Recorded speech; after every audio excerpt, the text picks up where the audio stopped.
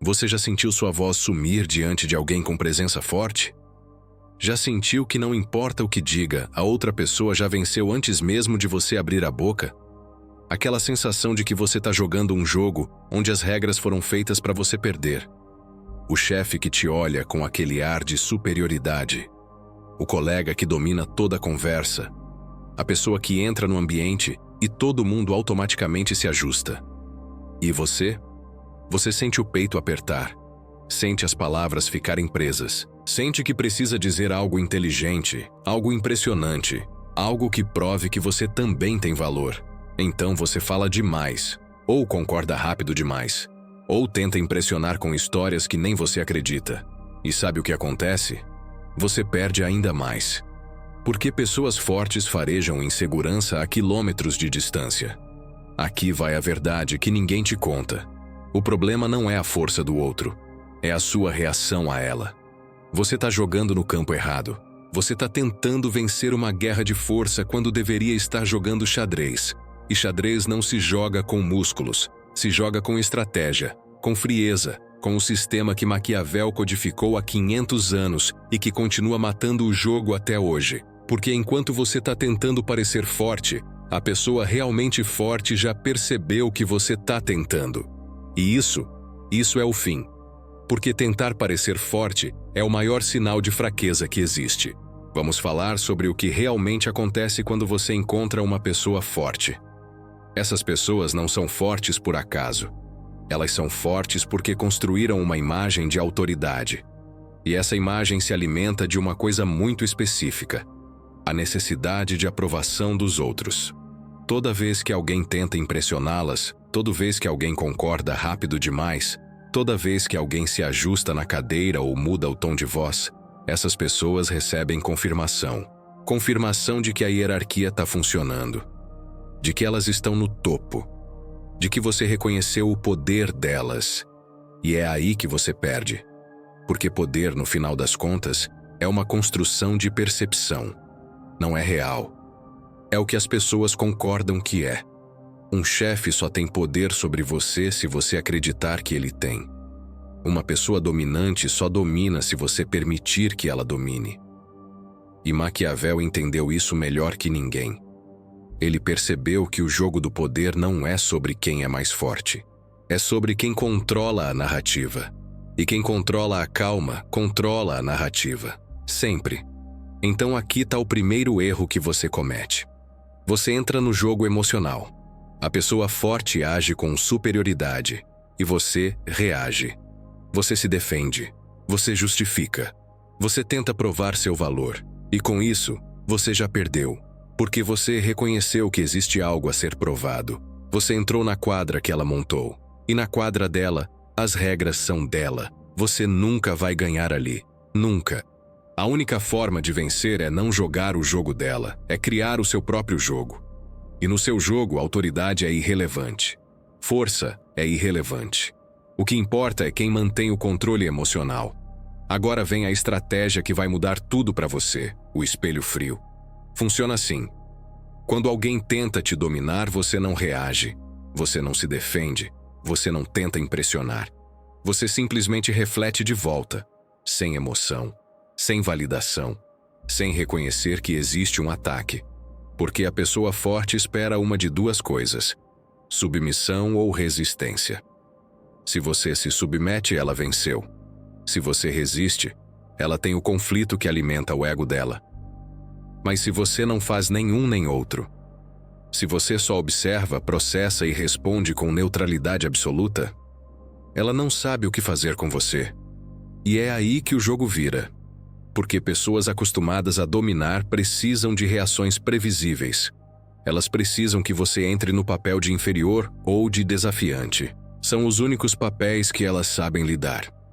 Mas quando você se recusa a aceitar qualquer papel, quando você existe fora da hierarquia que ela tenta impor, você se torna um ponto cego, uma incógnita. E incógnitas são perigosas. Incógnitas exigem cautela. E quando alguém precisa ter cautela com você, você já ganhou. Maquiavel disse uma coisa que todo mundo cita errado. Ele não disse que é melhor ser temido do que amado. Ele disse que é mais seguro, porque amor depende dos outros. Amor pode acabar. Mas respeito baseado em imprevisibilidade, esse é permanente. E não é sobre ameaçar ninguém. É sobre ser alguém que não pode ser lido. Alguém que não precisa da aprovação de ninguém. Alguém que trata a autoridade como um fato irrelevante, não como uma ameaça. Quando você faz isso, você se torna alguém que as pessoas pensam 2 vezes antes de testar. Se você está gostando desse conteúdo e quer que a gente continue trazendo material desse nível, tem um link do LivePix no primeiro comentário fixado. Se puder contribuir com qualquer valor, vai ajudar muito o canal a seguir produzindo esse tipo de conteúdo. Mas se não puder, tranquilo. O importante é que você está aqui aprendendo. Vamos continuar. Agora vamos para o prático. Como você aplica isso em situações reais? Vamos começar com um cenário clássico. Você está diante de um chefe ou líder que te critica de forma hostil. A maioria das pessoas faz uma de 2 coisas: se defende ou aceita calado. Ambas são derrotas. Se você se defende, você está validando que a crítica tem peso. Se você aceita calado, você está validando a hierarquia. Então, o que você faz? Você usa a pergunta de pressão. Quando o chefe te ataca com "esse trabalho tá horrível", você não entendeu nada do que eu pedi. Você não diz desculpa e não diz não, eu entendi sim. Você responde: interessante. Qual o resultado exato que você espera com essa mudança? Percebe o que aconteceu? Você não reconheceu o ataque. Você não entrou no emocional. Você virou o jogo. Agora ele precisa articular o que quer. E a maioria das pessoas que criticam de forma hostil não tem clareza nenhuma do que querem. Elas só querem dominar. Então, quando você força elas a serem específicas, elas perdem o poder. Porque domínio emocional não sobrevive a pedidos de clareza. E você fez isso sem confronto, sem desafio direto, só com uma pergunta calma que devolveu a responsabilidade para onde ela sempre deveria estar: nele. Segundo cenário. Você está diante de uma pessoa arrogante em um ambiente social. Ela fala algo para te diminuir na frente dos outros. Espera que você fique sem graça ou que tente se defender. Você não faz nenhum nem outro. Você olha para ela, sorri levemente e diz: ponto de vista interessante. E para. Não explica. Não justifica. Não rebate. Só reconhece que ela falou algo e segue em frente. O que isso faz?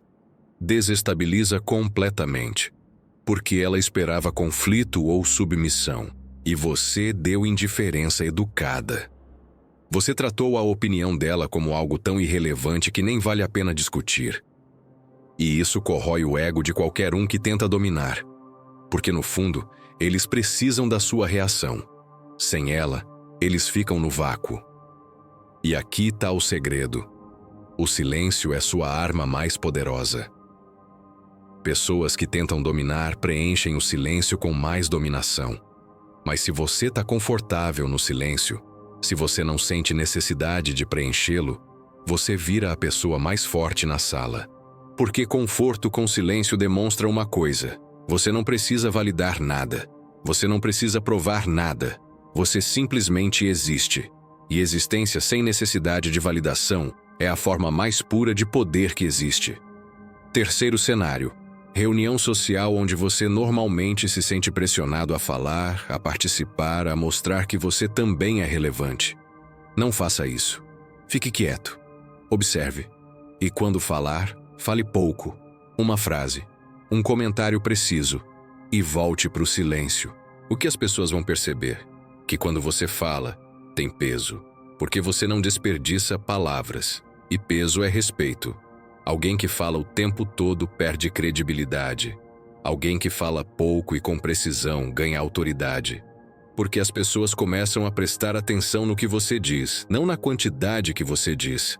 Agora vamos para os 3 pilares práticos que você precisa internalizar para aplicar esse sistema todos os dias. Primeiro pilar: neutralidade absoluta. Isso significa tratar o poder do outro como um fato irrelevante. Não como algo a ser desafiado, mas como algo que simplesmente não te afeta. Alguém tem um cargo maior que o seu? Irrelevante. Alguém ganha mais dinheiro? Irrelevante. Alguém tem mais conexões? Irrelevante. Por quê?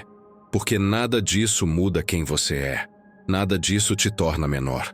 E quando você realmente internaliza isso, não como um mantra motivacional, mas como uma verdade, as pessoas sentem.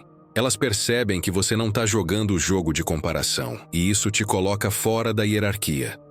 E quem está fora da hierarquia não pode ser dominado por ela. Segundo pilar: respostas de encerramento. Aprenda a terminar conversas sem ser rude. Quando alguém tenta prolongar uma dinâmica de dominação, você encerra. Entendi. Vou considerar. Interessante ponto de vista.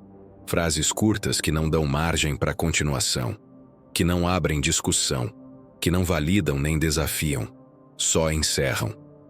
E quando você faz isso consistentemente, as pessoas aprendem.